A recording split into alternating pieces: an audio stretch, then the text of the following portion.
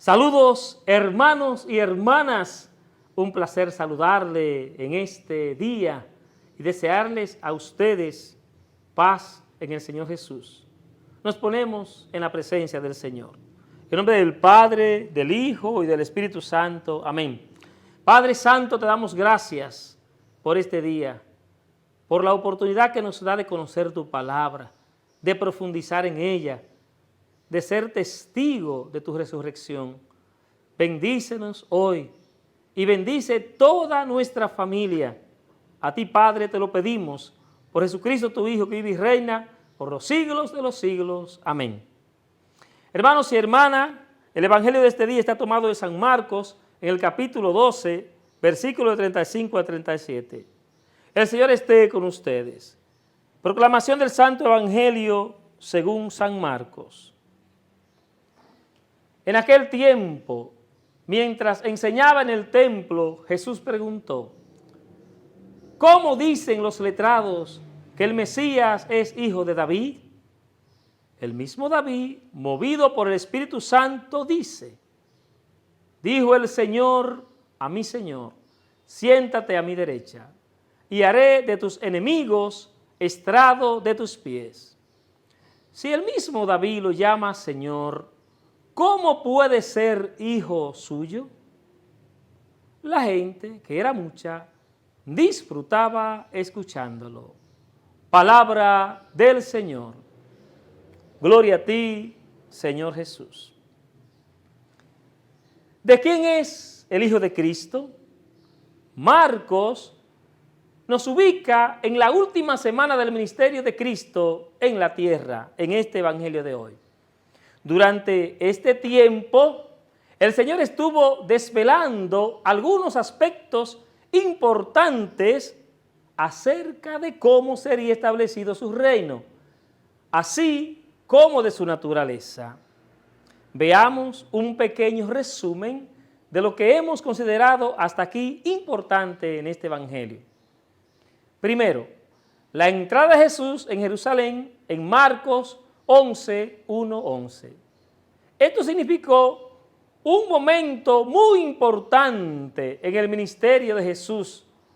Momento que cuando el rey se presentó en la capital del reino y las multitudes le aclamaron, fue el momento cuando el rey se presentó en la capital del reino y las multitudes le aclamaron como el Hijo de David, porque creían que él era el Mesías, que venía a liberarlos de la esclavitud.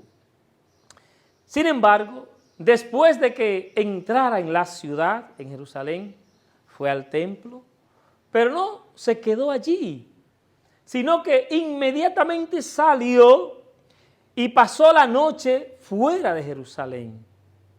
Con su actitud dejó claro que no estaba dispuesto a alentar las expectativas que la gente se había hecho en torno a él en cuanto a un Mesías político, revolucionario, destructor.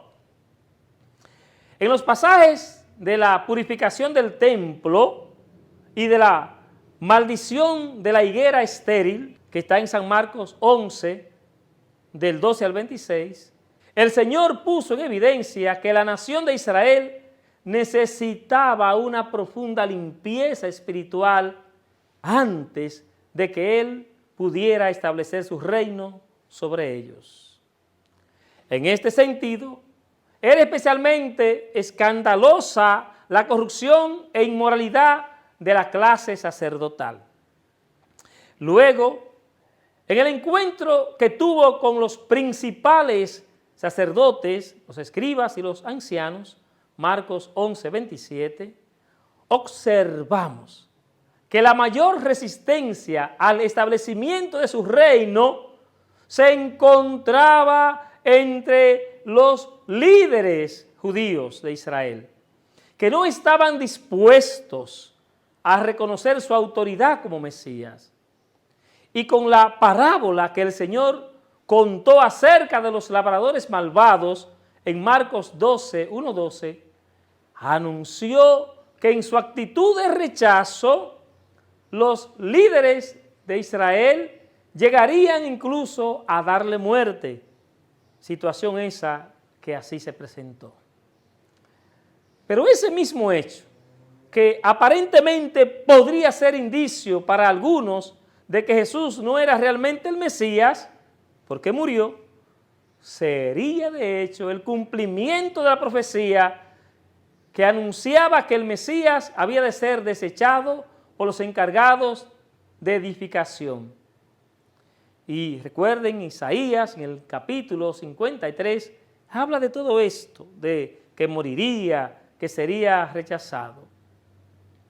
Y además, Jesús estaba dejando claro que el establecimiento de su reino se llevaría a cabo por medio de su propia muerte. Y Él lo habló constantemente, que iba a morir, y se lo dijo a los discípulos, que con su muerte iba a dar entero cumplimiento a todo lo que anunciaron los profetas. Por supuesto, esto no era lo que el pueblo esperaba. Por eso, una y otra vez, le provocaban con el fin de que estableciera su reino por otros caminos. Y recordemos aquí que Jesús no necesariamente tenía que morir en una cruz para Él salvarnos, pero este fue el designio del Padre, la voluntad del Padre. Por ejemplo, los fariseos y herodianos se acercaron a Jesús en una ocasión para tentarle con la cuestión del tributo al César, Marcos 12, 13 y 17, lo que dio la ocasión al Señor para que nuevamente clarificara que su reino no iba a establecerse ni por un llamamiento a la desobediencia civil, ni tampoco por una guerra abierta contra los romanos. De hecho, mis hermanos, Jesús preparó a sus discípulos para que entendieran que su reino había de coexistir con las realidades de este mundo hasta que llegue el momento de su segunda venida. Y por eso el Señor no nos pone en conflicto con nadie. Nosotros tenemos que buscar la paz. Fíjense que después el evangelista Marcos recoge otra controversia de Jesús con los saduceos. Ellos llegaron con la intención de ridiculizarle por su enseñanza acerca de la resurrección, Marcos 12, 18 y 27. El Señor, nueva vez, aprovechó la oportunidad para resaltar la autoridad de la palabra de Dios, de la Sagrada Escritura, pero también para explicar que la plenitud del reino tendría lugar en la resurrección. Esto tenía que ser así, porque el cumplimiento definitivo de las promesas hechas a Abraham y su descendiente, esto tenía que ser así, porque el cumplimiento definitivo de las promesas hechas a Abraham y sus hijos necesitaba un nuevo orden de cosas. La pregunta del escriba sobre cuál era el primer mandamiento de todos, Marcos 12, 28 a 34, sirvió para que el Señor explicara que el amor a Dios y al prójimo son los principios por los que se rige su reino ahora y para siempre. Pero aún quedaban por definir algunas cuestiones fundamentales, las que hoy estamos tratando. ¿Quién es el Cristo? ¿Cuál es su programa para el establecimiento de su reino? Estas son las preguntas que el evangelista de hoy nos pone para nosotros como tratar y reflexionar sobre ella. Y por eso hemos visto todos estos pasos que se dieron anteriores para llegar a esto. En esta ocasión fue el Señor Jesús quien hizo una pregunta. Su intención no era crear problemas a sus oponentes judíos, sino que quería enfrentarlos con una cuestión que les daría la clave para entender las profecías mesiánicas y la persona del Mesías. Ya hemos explicado en otras ocasiones que los términos Cristo y Mesías son las palabras griega y hebrea que quieren decir ungido. La razón para este título es que en los tiempos antiguos, cuando se coronaban a los reyes, se hacía ungiéndolo con aceite. Se ungía al rey con aceite. Ahora bien, el Señor hizo referencia a la acertada deducción que los escribas habían hecho de que el Mesías había de ser hijo o descendiente del rey David. De hecho, esto era algo que todos los judíos creían. Juan 7:42 nos dice, ¿no dice la Escritura que del linaje de David y de la aldea de Belén, de donde era David, ha de venir el Cristo, el Mesías, el ungido? Eso dice San Juan. Esta era la promesa que Dios mismo había hecho a David en un momento crucial de su historia. Está en 2 de Samuel 7, 8, 16. Es muy interesante ver en este texto en el que Dios le hizo estas promesas a David por medio del profeta Natán. En aquella ocasión David había manifestado su deseo de edificar una casa a Yahvé, y aunque el profeta le dio su plena aprobación, Dios le mandó de vuelta al rey para explicarle que iba a ser Dios mismo quien le iba a levantar una casa a David y también le daría un hijo que se sentaría en su trono eternamente. Esto es importante que acabamos de decir, hermanos y hermanas. Es importante. Dios mismo sería quien levantaría la casa a David y quien le daría un hijo que se sentaría en su trono eternamente. Por supuesto, la historia ha dejado constancia de que Dios tuvo que castigar con vara de hombres y con azotes de hijos de hombres a muchos de los descendientes de David, hasta el punto de que en los tiempos de Jesús no había ninguno de ellos ocupando el trono de Israel. Pero la promesa de Dios seguía vigente, esperando su cumplimiento. Ahora bien, en estas circunstancias y con una larga historia de fracasos, era muy difícil pensar en quién podría ser este hijo de David, que llegaría a sentarse en el trono. Pero lo que resultaba imposible de imaginar era cómo un simple hombre podría llegar a gobernar eternamente. Sobre estas cuestiones son sobre las que Jesús estaba llamando la atención hoy de los judíos. Pero a todo esto debemos añadir otro detalle muy significativo, muy importante, y es el hecho de que Jesús nunca había puesto objeciones cuando en diferentes ocasiones la gente le había llamado por el título de Hijo de David. Ese fue el caso del ciego Bartimeo en Jericó, Marcos 10:47. Jesús, Hijo de David, ten compasión de mí. O de las multitudes, cuando Jesús llegó a Jerusalén, Hijo de David, así les recibieron. ¿Era Jesús el Hijo de David al que los judíos esperaban? Por supuesto que sí, mis hermanos. Y por eso nunca les corrigió cuando se referían a él de esa forma. Pero el problema es que las multitudes interpretaban este título de Hijo de David con ideas terrenales, con una fuerte carga política y nacionalista, para que el Hijo de David le quitara de la opresión romana, le liberara de la política, le quitara los impuestos. Era esto. Con esto ellos esperaban al Hijo de David, al Hijo de Dios. Esto era lo que Jesús se proponía aclarar a la luz de las Escrituras, que Él no vino a esto. Él no vino a ser un revolucionario político.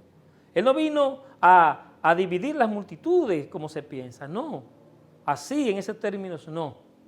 Por eso, dijo el Señor a mi Señor, aparece hoy en San Marcos. Nuevamente el Señor hizo uso del Antiguo Testamento. Esta palabra, en esta ocasión citó el Salmo 110, en el versículo 1, e hizo dos importantes afirmaciones. Primero, mis hermanos, que el Salmo había sido escrito por David. Y segundo, y que también había sido inspirado por el Espíritu Santo. Sin duda, este es un versículo muy importante en cuanto a la doble autoría de la Biblia. Aquí está la humana y la divina. Fíjense que Jesús habla del Espíritu Santo. Este salmo habla del Espíritu Santo, que fue nada más y nada menos que inspirado por David. El Salmo de David comenzaba con una invitación a sentarse en el trono. Yahvé dijo a mi Señor, siéntate a mi diestra, a mi derecha. Ahora bien, ¿quién hacía la invitación? ¿Y a quién se dirigía la invitación? Son dos preguntas fundamentales. Para empezar, en el Salmo está claro que alguien hacía la invitación. Era Yahvé. Y el Señor Jesucristo confirmó lo que por otro lado era evidente, que a alguien se invitaba a sentarse en el trono, y ese era el Mesías. Ahora bien, como ya hemos dicho, este Mesías había de ser un hijo de David. Y es aquí donde surge la pregunta de Jesús. ¿Cómo David le llama Señor si es su hijo? Para entender esto debemos recordar que ningún padre oriental, donde vivía Jesús, y mucho menos un monarca, llamaría jamás Señor a uno de sus hijos, de sus propios hijos. Todos recordamos, por ejemplo, que aunque José llegó a ocupar un puesto muy encumbrado en la corte de Faraón, su padre Jacob nunca le llamó Señor. Pero en cambio, David sí que lo hizo con su hijo, tal como quedó recogido en el Salmo 110.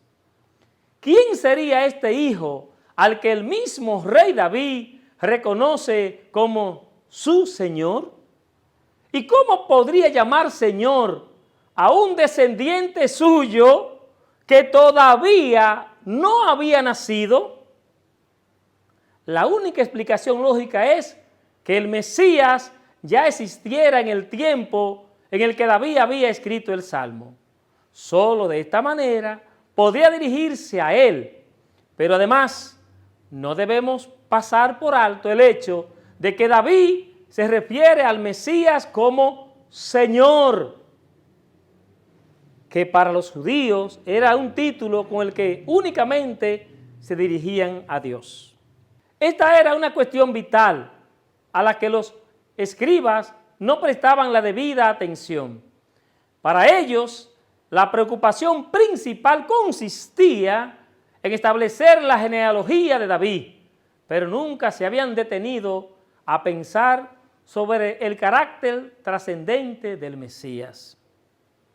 Por el contrario, Jesús quiere que recapaciten sobre el hecho de que el mismo David había reconocido que su hijo tendría una dignidad mucho mayor que la suya.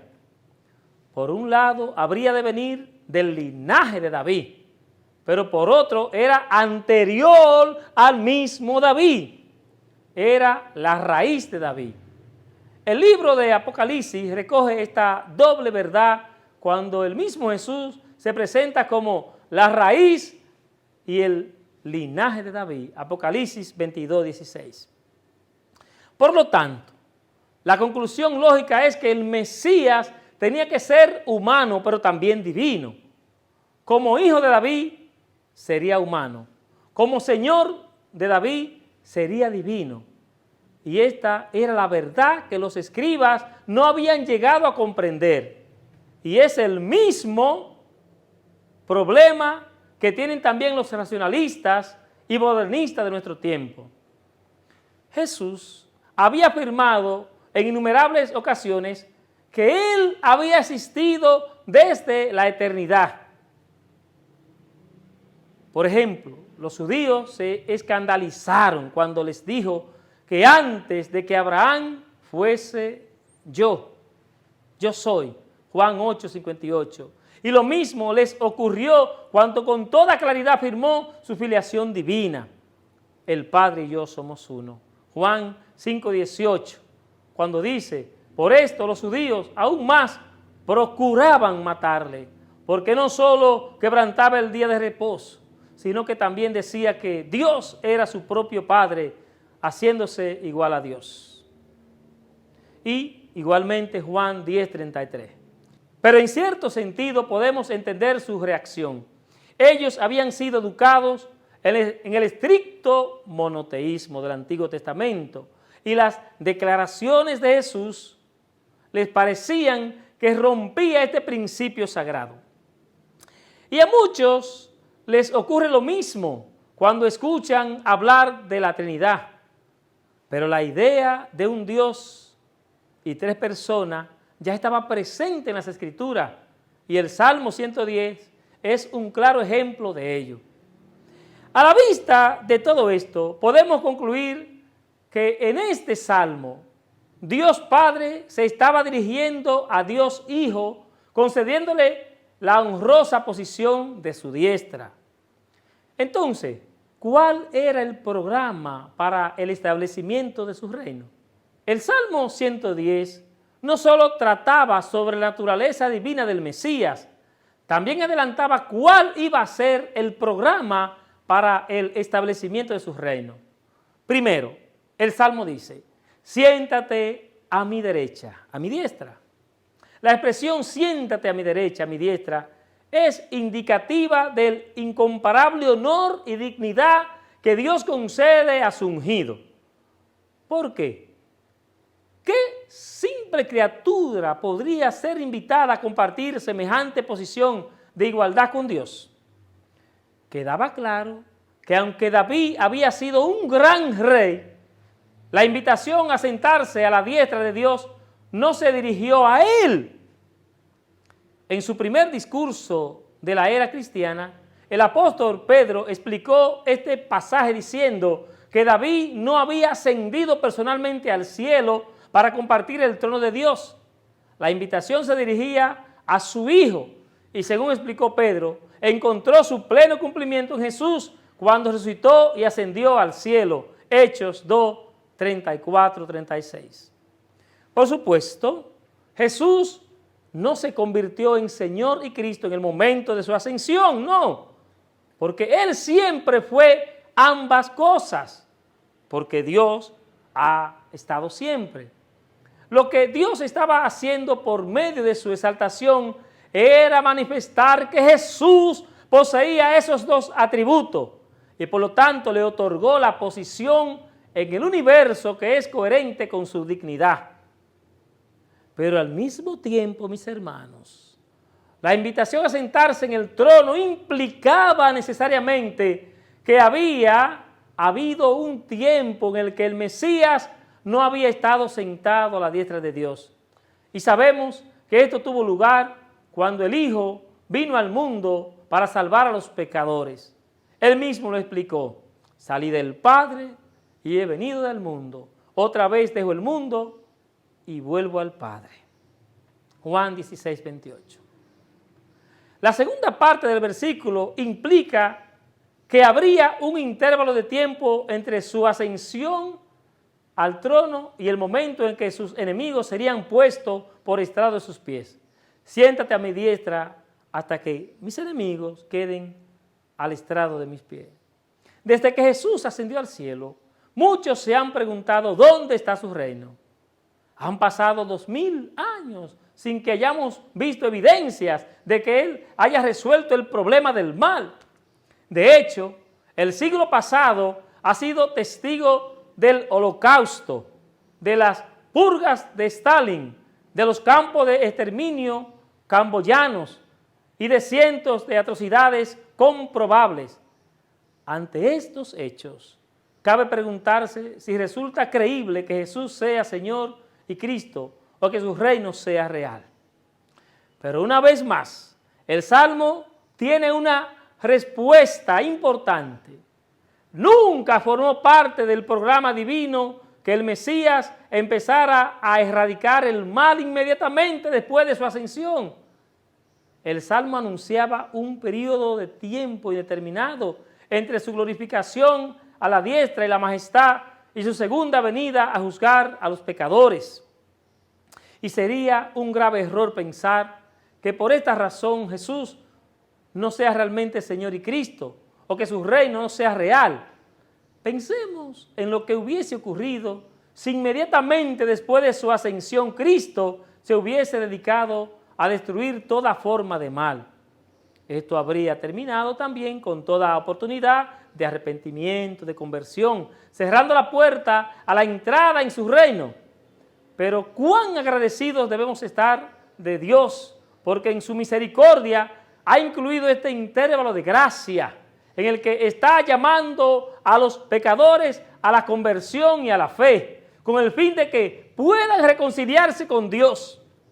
Pero es cierto que muchas personas se burlan de la paciencia de Dios, dice 2 de Pedro 3:8.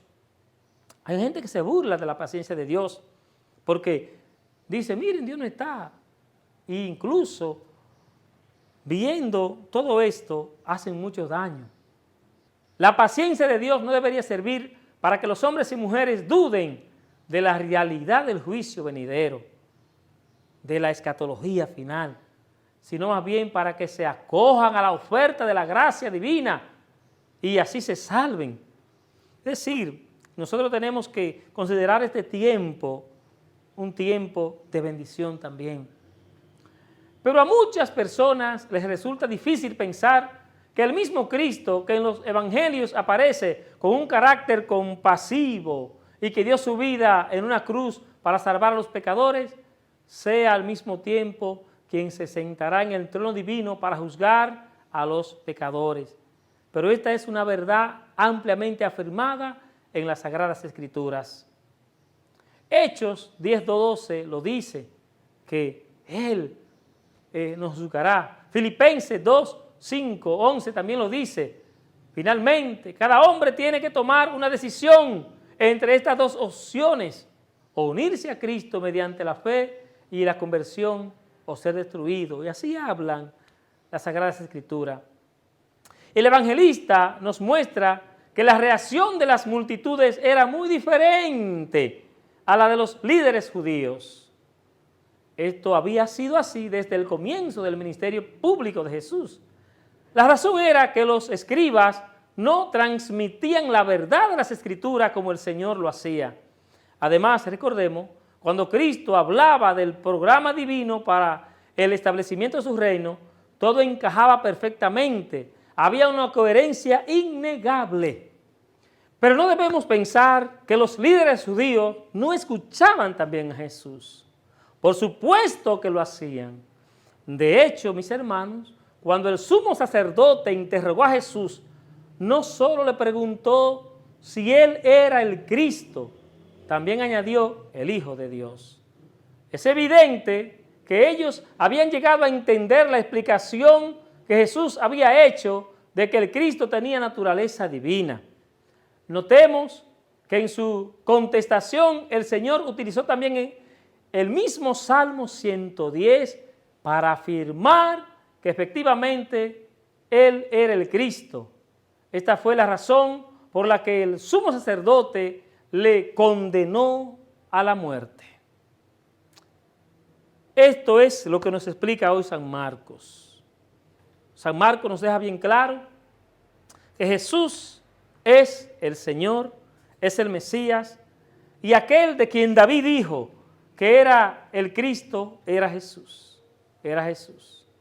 Hoy damos gracias al Señor por su palabra. Que esta palabra nos edifique, que esta palabra nos llene, que esta palabra nos transforme, que esta palabra haga que tengamos vida y que reconozcamos que Jesucristo es el Señor, el Mesías, el Salvador, el ungido, el enviado, aquel que David empezó a preparar el camino, aquel que David consagró también, es de la descendencia de David, aquel esperado, el Salvador y el ungido. Gracias, Jesús. Gracias por tu palabra.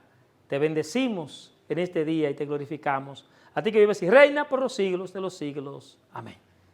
Y la bendición de Dios Todopoderoso, Padre, Hijo y Espíritu Santo, descienda sobre ustedes y les acompañe siempre. El Señor les bendiga a todos.